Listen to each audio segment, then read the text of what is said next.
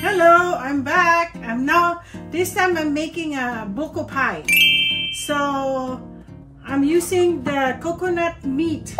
You can find this in the Asian store. And then I'm making two kinds of, I have to make another buko pie so that my husband can taste it. So I'm gonna use the oat milk, and of course I'm gonna use the regular carnation. But the sugar, I'm using the monk fruit sugar because, you know, we're diabetic, so we're gonna use it. But then since I'm in America, I'm not gonna do the dough. I already got the dough here. So yeah. So anyway, I hope I do justice for doing a buko pie here in America. First one is also because when I got married, that's which I'm doing it. Well, after the tax season,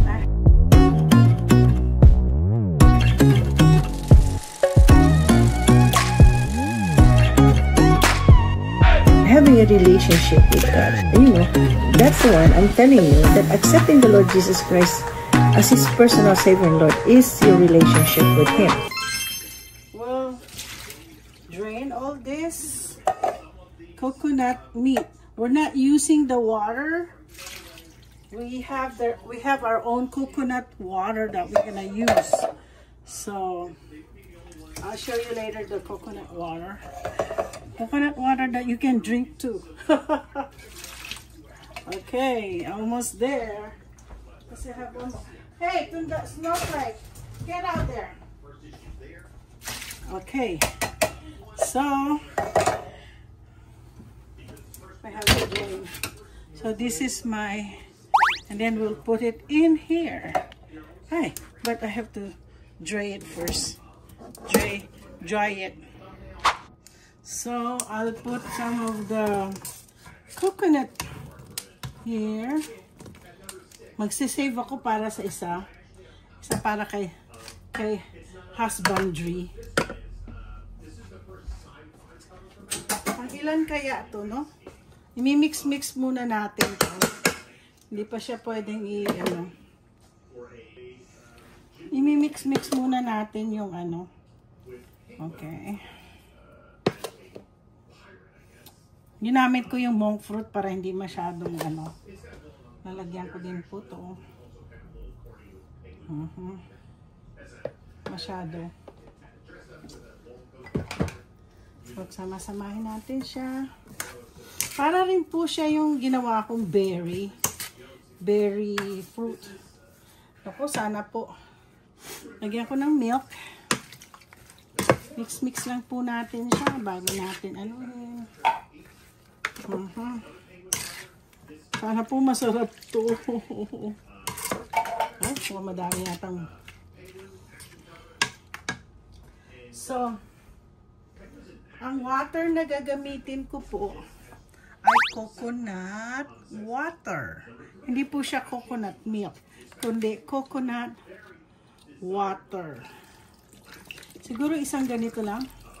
Ay, damihan natin para lumahapot. Yung iba lalagay natin dito. Lalagyan ko na ng gatas to. Yung isa. Tapos lalagyan natin ng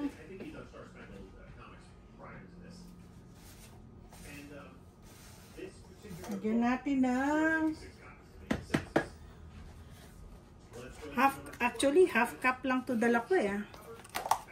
Pero titingnan natin lang, hindi ako marunong tansya lang po ako. Okay. Tignan natin.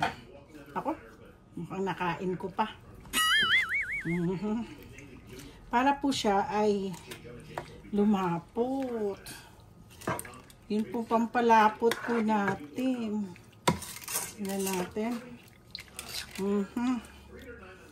Yan. Yan natin. Tanga. Matamis nga. Hindi naman masyadong matamis. So, ganun natin yan, no?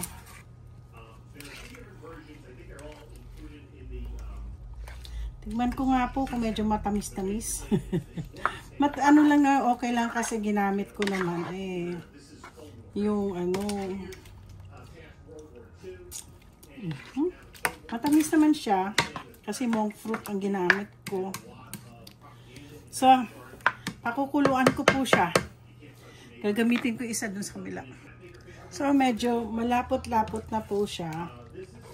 Malapot-lapot na po siya na pwede na natin po siyang ilagay. Pero ano ko lang kasi medyo very thick na po siya.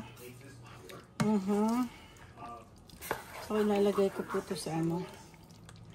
Yay!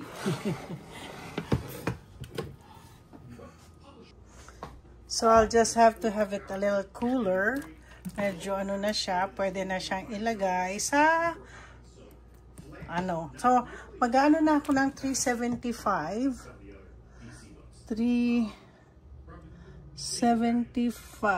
start. Ayan. So, prepare ko na yung mga pies. We'll see. This is from Daddy. This is... And anytime you're under 5, for a mean grade, that is a book that's going to be submitted in lower grades. And so, there are 53 copies of this on the census. Classic cover artist, let's keep it going. From Leader Enterprises. This is 7 Seas Comics number 6 with a Matt Baker cover. He also did interior art. This is the last issue of the series. This is a very popular series because of all the Matt Baker covers. But this is the one so, meron pa ako natitira dito. 7 from So, Leader. This is for Lance and this is for us. I don't know off the top Sana of my head kasha. producing at this time, but 7 Seas was one of them, and Matt Baker did the artwork. So collectors want it. 52 copies on the set. Buko pie. Ang buko pie. Wow. Dang close. Yeah. Yes, he was. Yan natin. Good for 3. Ano lang pala ito? Hindi pala good for some ano. Next time.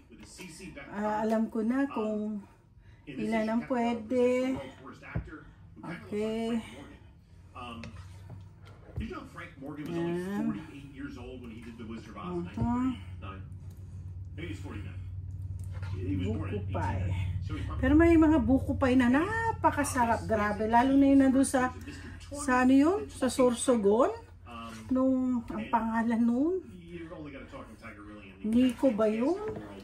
Pero ang sarap-sarap. Grabe. Okay.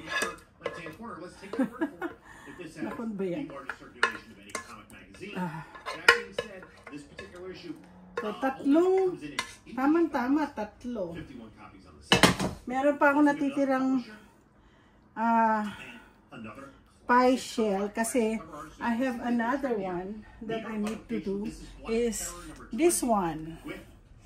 I have to caramelize this one. This is from Manay Dinah's garden. Okay, so ito na po siya. Okay. Okay. Ngayon, tingnan natin po kung maganda itong pastry. Mas gusto ko pang Pillsbury. Pang ito po ang Pillsbury. Teka, move ko taga siya. Move sila. Dito. Dito. Kita ba? Yeah. Malinis po ito. Nilinis ko kanina. Teka. Move pa natin yan. Okay.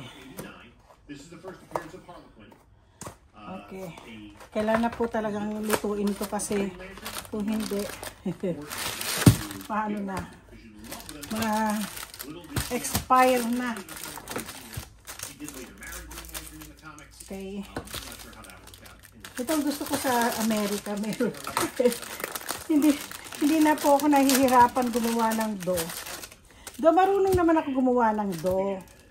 Kaya lang, ay, medyo frozen pa siya. So, hintayin natin kung mag-cool down. So, try natin po.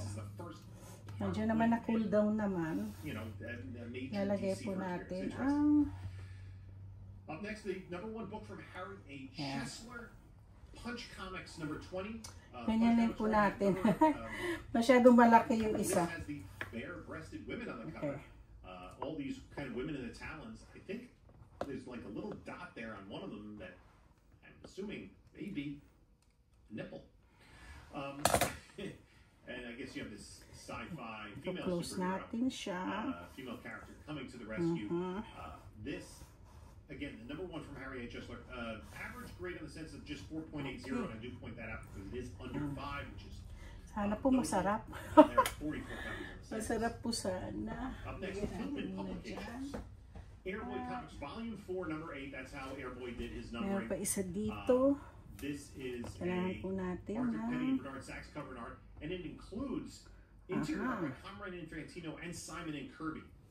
Yeah. There is a bondage cover which probably So nakadalaw na po ako. desirability to Lalagay collectors, some natin. collectors of this book, as this woman is Medyo all ano tied na up siya. on the Ganyanin po natin para take off the play kita off natin blindfold. na ano. Little does he know that she's Ganda nga ako. Gusto nga bumili uli ng ano yung alam mo yun. Pero sa empanada, mas masarap po yung gawa ko. Oo. Marami ako mga kaibigan. Hinihintay nila lagi kailan ako gagawa. Kasi masarap daw ang ako maggumawa ng empanada. Kaya yung mga ibang tao, ang sarap ko gumawa ng empanada. Alam niyo po, quiet lang po ako. Hindi ko po kasi pinagyayabang. Magaling din po ako gumawa ng empanada. So, yan. So, 2 pies muna. At isusunod ko na yung dalawa. Siguro mga 45 minutes daw. Okay, tapos na po ang ating buko pie. Let's try. Kung successful ang aking buko pie. No bashing. First time ko lang to. Tignan natin. Kung hindi, ako nagagawa na sarili kong dough. Kung masarap ang dough. Actually, yung dough na to ay galing kay Marie Kondo. Siyempre, di ba? So, susubukan natin. Ay. Kung ako'y nakagawa ng buko pie. Actually, hindi naman ito for sale. Kung pangregalo ko sa Pasko. Tapos, subukan natin. Since sa Amerika ka, lalagyan natin ng whipped cream. Subukan natin buksan ang ating buko pie. Lagyan natin ng cream.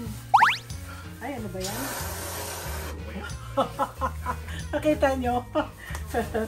Tikman po natin. Ito po yung itsura ng buko pie. Ito po itsura. Tikman natin. Ayan, sarap!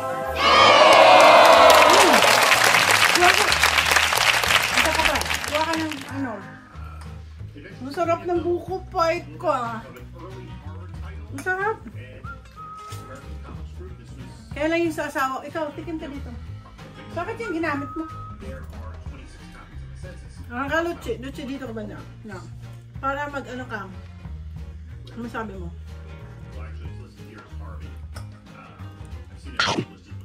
Sarap siya. Sarap. Yummy. First time. I want one layer. Masarap yung... Kailangan pa lutuin pa yung... Masarap yung ano. Indo. Ay kasi Marie Kondo yan tsaka si Berry. Don't forget to like and subscribe. Salamat po at nakaluto rin kami ng buko pie.